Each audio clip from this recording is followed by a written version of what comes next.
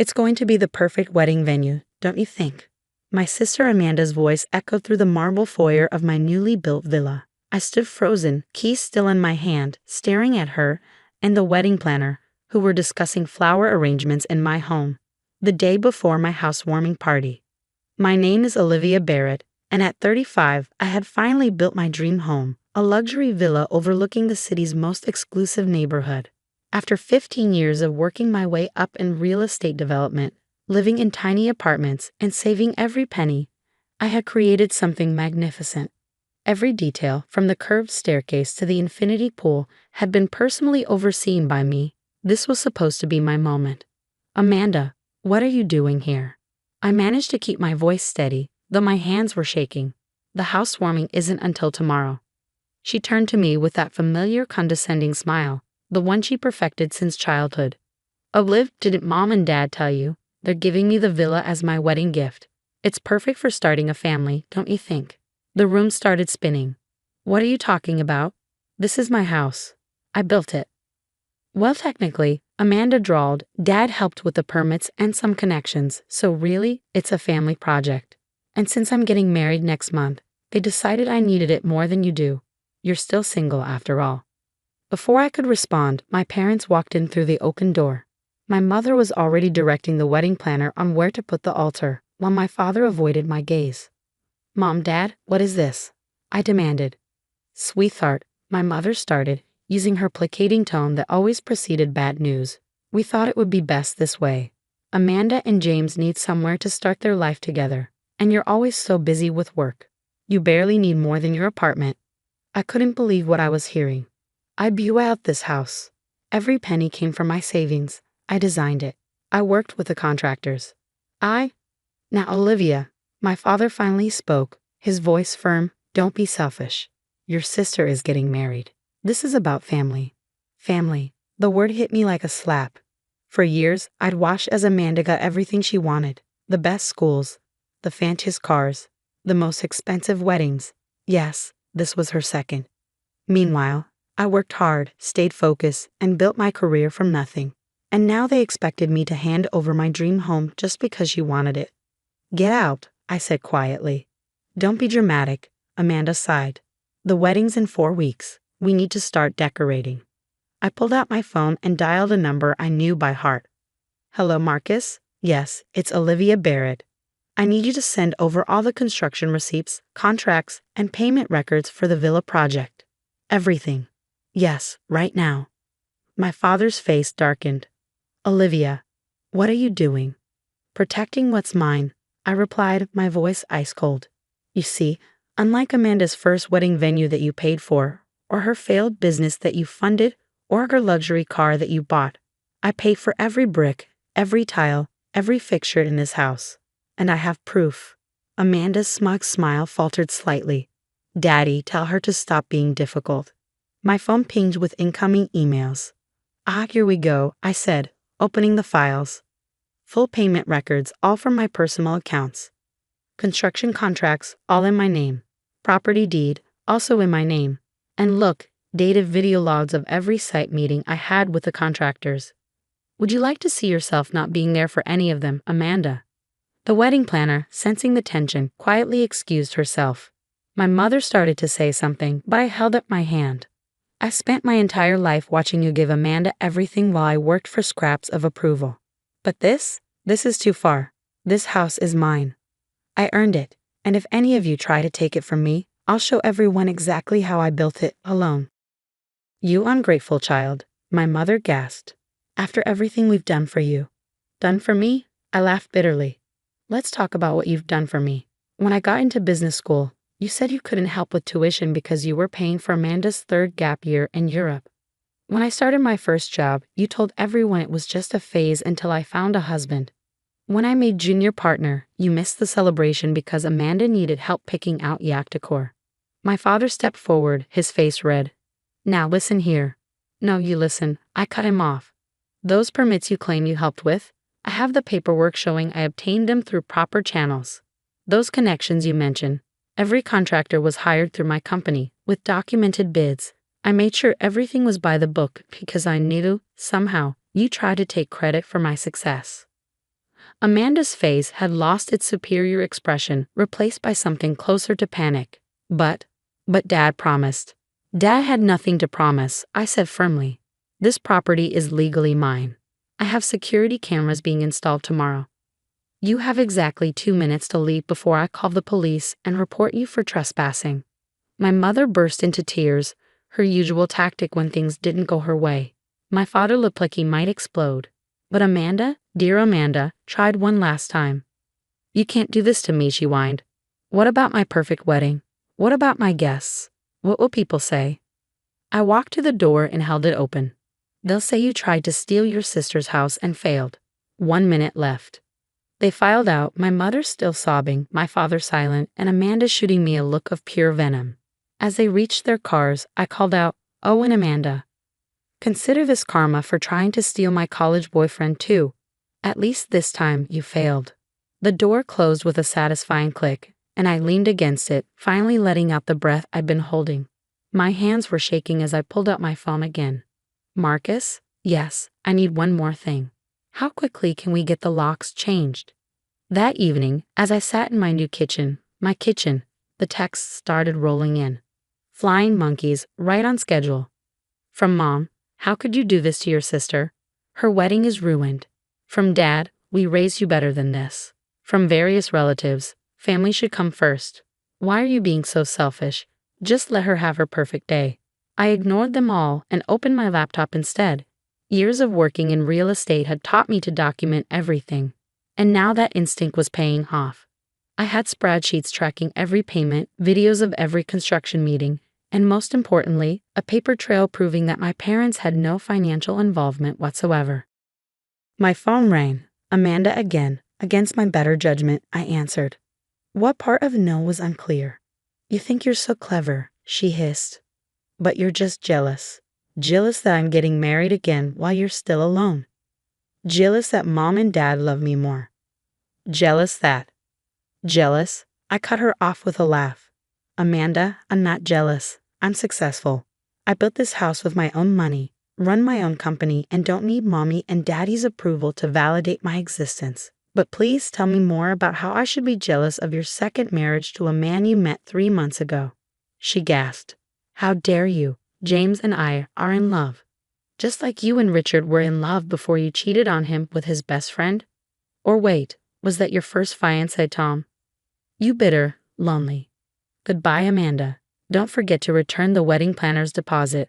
I hear they're strict about refunds. I hung up and blocked her number. Then I blocked my parents' numbers too, for good measure. The flying monkeys could wait. I had a housewarming party to prepare for. The next morning, I woke up in my new master bedroom to the sound of the security company arriving to install the cameras.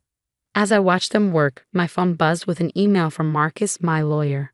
Olivia, I filed a restraining order against your family members based on their attempts to claim ownership of your property.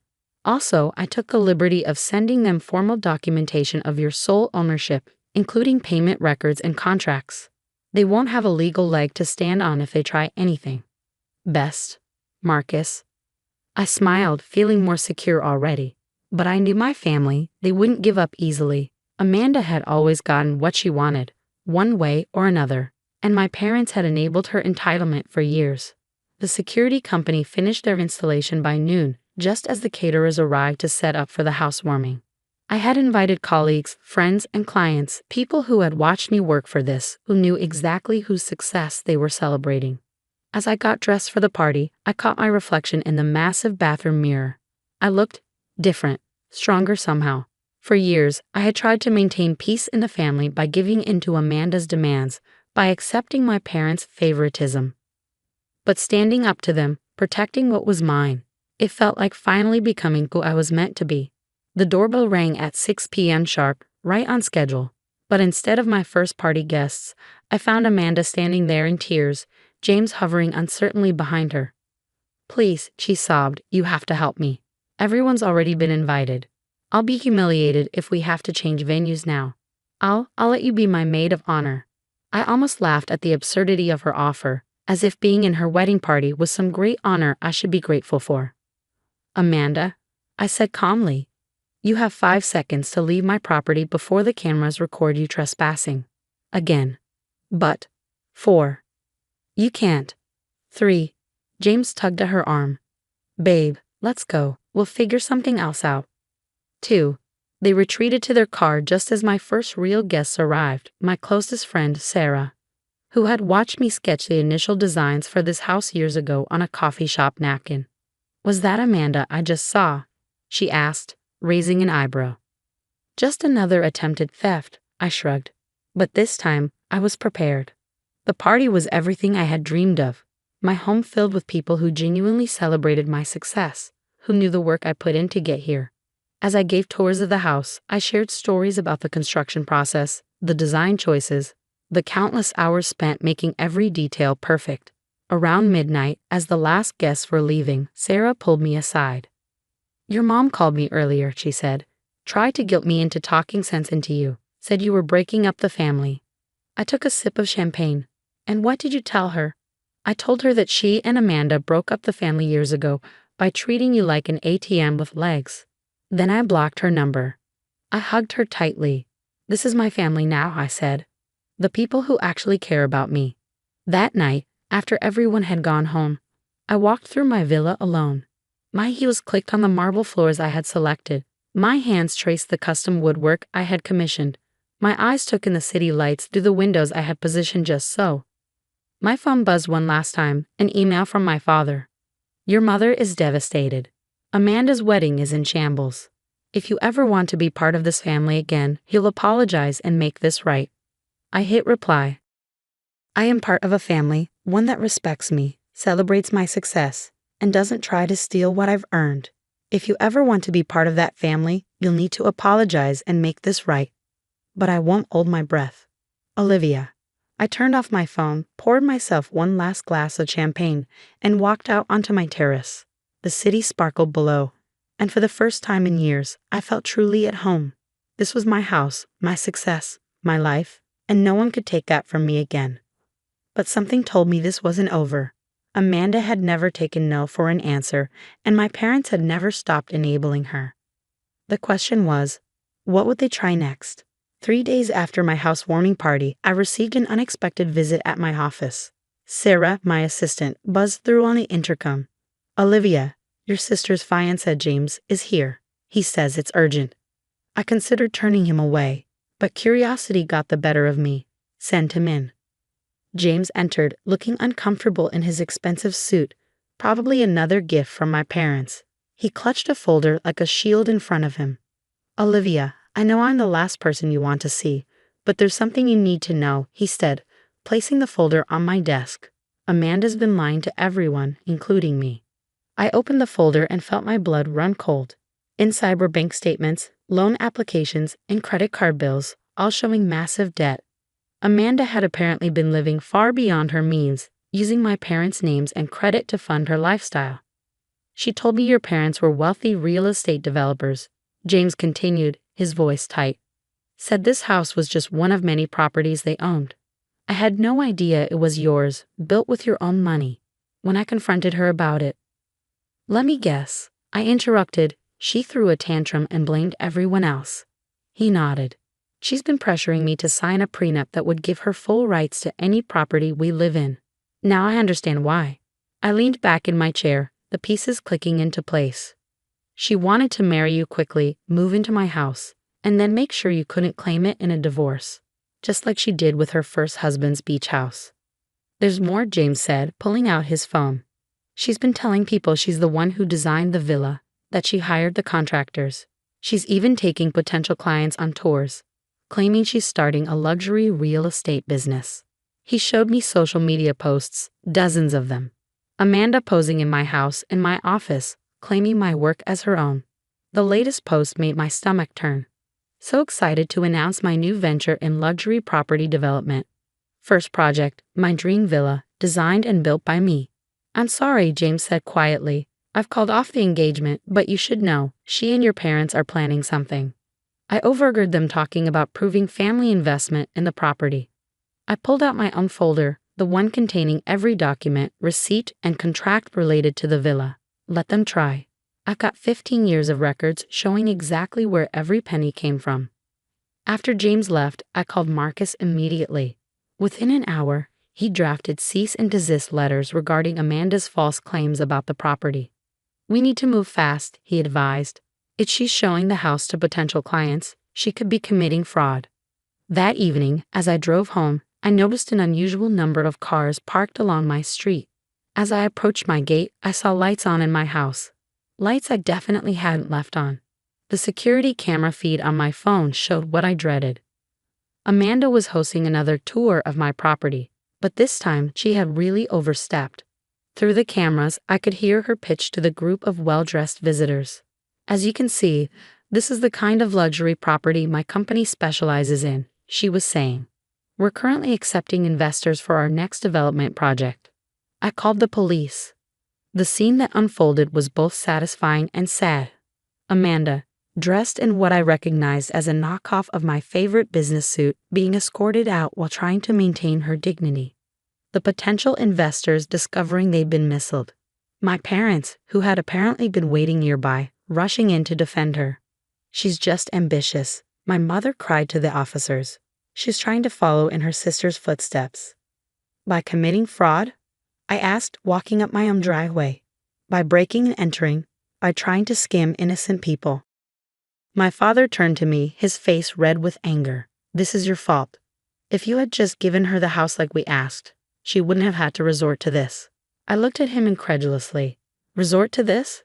She's been lying to everyone, racking up debt in your names, and now trying to scam people using my property. When are you going to stop enabling her? The police officer cleared his throat. Ma'am, would you like to press charges? I looked at Amanda, mascara running down her face as she continued to protest her innocence. At my parents, still trying to defend her actions. At the scattered business cards on my driveway, printed with her fake company name and my home address. Yes, I said firmly. Yes, I would. You wouldn't dare. Amanda shrieked. I'm your sister. No, I replied calmly. You're a woman who tried to steal my home, my work, and my reputation. Being family doesn't give you the right to destroy what I've built. As the officers led her to the patrol car, my mother made one last attempt. Please, Olivia, think about what this will do to our family name. I am thinking about it, I said. I'm thinking about how you've let Amanda tarnish it for years while I work to build something real. I'm thinking about how you've chosen her lies over my truth every single time. And I'm thinking it's time for that to stop. Later that night, alone in my study, I received a call from an unknown number. It was Richard, Amanda's first husband. I saw what happened on the local news, he said. I should have warned you. She did the same thing to me, tried to claim my beach house as her investment property after the divorce. Your parents helped her then too. Why are you telling me this now? I asked. Because I wish someone had told me to stand my ground. Don't back down, Olivia. Don't let them guilt you into dropping the charges. She needs to face consequences for once in her life. As I hung up, my phone buzzed with a text from James. Thank you for showing me the truth before it was too late. I walked through my quiet house, touching the walls I'd dreamed of for so long. Each room represented years of hard work, determination, and sacrifice. I wouldn't let anyone take that from me, not even family, especially not family. The next morning, my lawyer called with news that would change everything. The police investigation into Amanda's fraudulent business activities had uncovered something much bigger than we expected.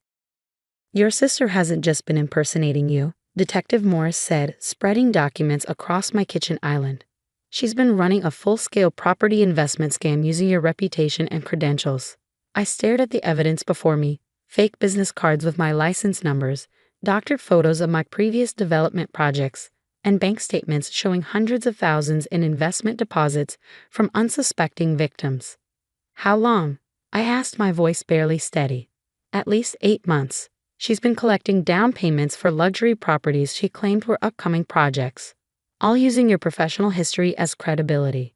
My parents sat on the other side of the island, their faces ashen.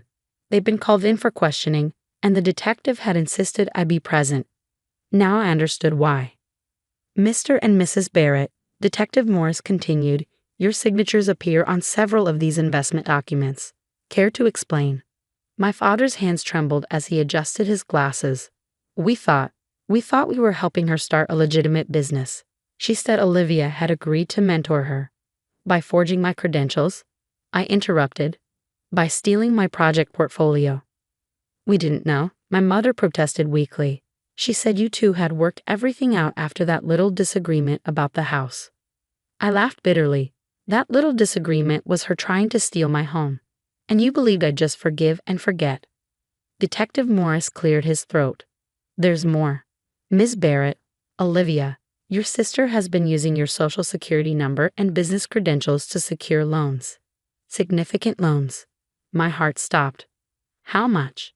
Just over $2 million. The room spun. My mother burst into tears, but for once, I felt no sympathy. This wasn't just sibling rivalry or family drama anymore. This was calculated fraud that could destroy everything I'd worked for. We can press charges, Detective Morris said gently. Given the evidence, she's looking at serious prison time. You can't. My mother wailed. She's pregnant. The silence that followed was deafening. What? I finally managed. She found out last week, my father said quietly. That's why we've been trying so hard to help her get established. She's going to be a single mother now that James left. I stood up, my chair scraping against the floor. So that makes it okay? She commits fraud, steals my identity, and potentially ruins my reputation. But it's all fine because she's pregnant. She's your sister, my mother pleaded. No, I said firmly. She's a criminal who happens to share my DNA. And for once in her life, she's going to face consequences. I turned to Detective Morris. I want to press all possible charges. And I want my parents investigated as potential accomplices. Olivia. My father stood up, his face red. You would send your own parents to jail. You signed fraudulent documents, I said calmly.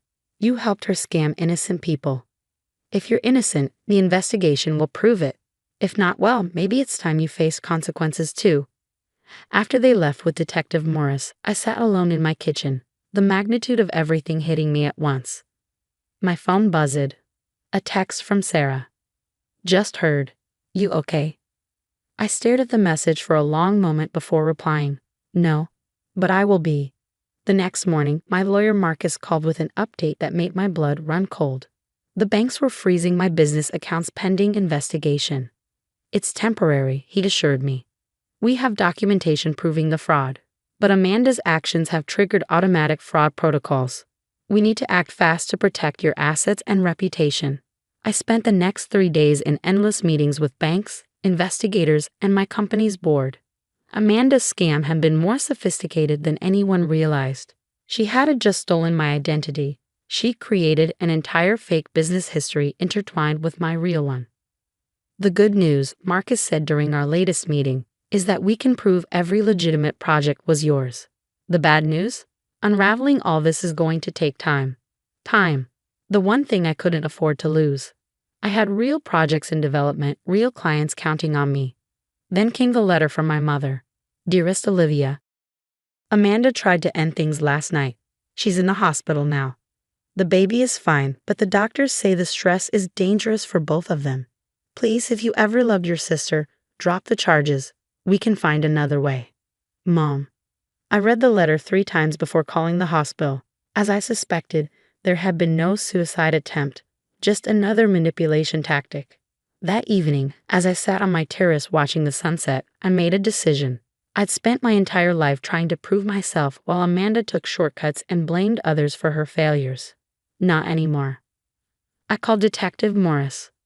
I want to make a statement, I said firmly, about everything, and I want it on record.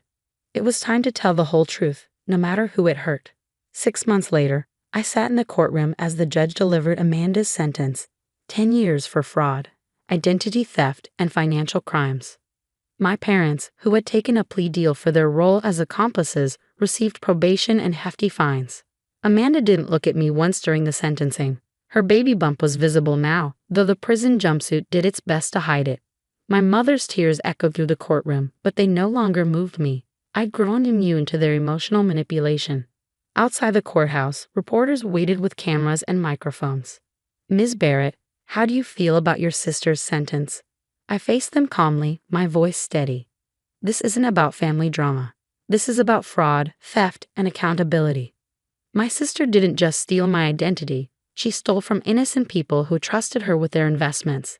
That trust was misplaced, and now justice has been served. The headlines the next day were predictable. Real estate developer's sister sentenced in $1 million fraud scheme. But what the papers didn't report was how the experience had changed me. My company had not only survived but thrived. The publicity from Amanda's case brought attention to my legitimate projects. Clients appreciated my transparency throughout the ordeal, and my reputation for integrity only grew stronger.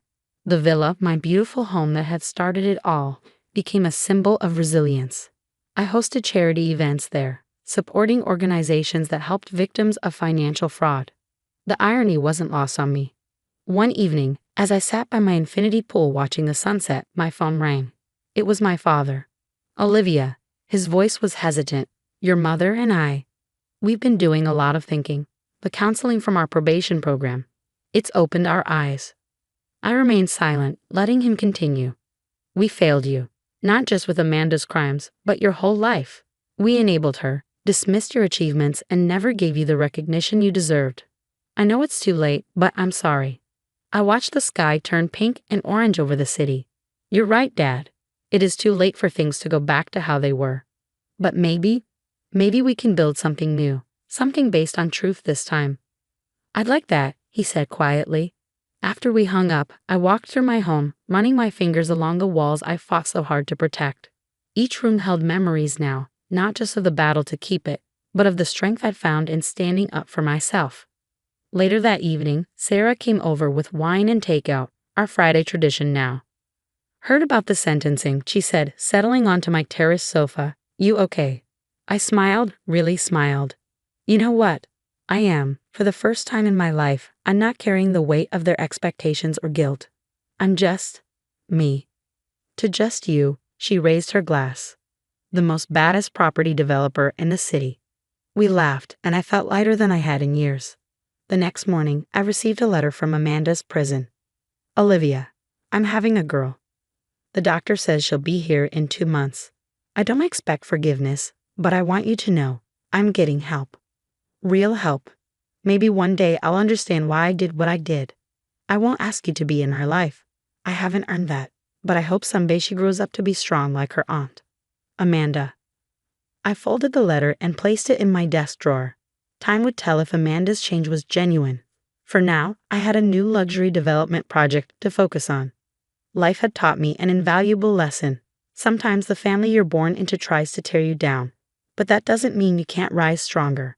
My villa stood as a testament to that truth, not just a home anymore, but a symbol of everything I'd overcome. As I walked into my office that morning, I passed the framed front page from last year. "Local developer stands strong against family fraud." Below it, I had hung a small plaque with the words that have become my mantra: "Your success belongs to you. Never let anyone steal your light." The view from my office stretched across the city, full of possibilities. I had projects to develop, dreams to build, and a legacy to create, one that was truly my own. And this time, no one could take it from me.